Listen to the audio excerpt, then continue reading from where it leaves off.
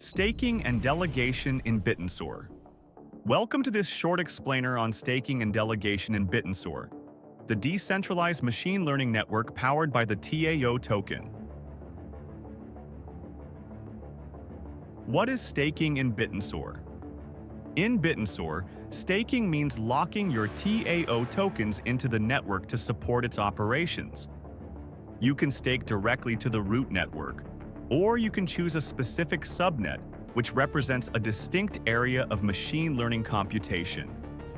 Delegating your stake to a validator.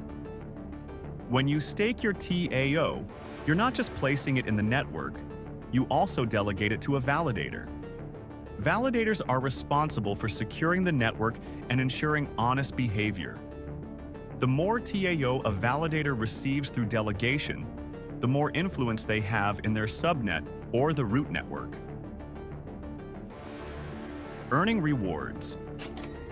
Through staking. As a staker, you're rewarded for supporting the network. These rewards are earned passively and can accumulate over time, providing a financial incentive for participation. No lockup period.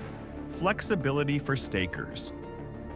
One of the key benefits of staking TAO is flexibility. There's no lockup period, meaning you can unstake your tokens at any time without waiting through a cooldown phase. Risks of staking to a subnet. However, staking is not without risk. Staking to a subnet ties your rewards to the performance of that specific validator and its tasks. If the validator underperforms, your rewards may drop, or you could even lose a portion of your stake if the subnet fails. Learn more. Bittensor's staking and delegation system empowers users to play an active role in the network's security and performance, while earning rewards for their participation.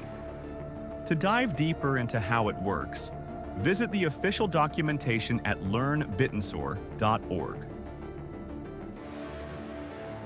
Learn more about staking and delegation in Bittensor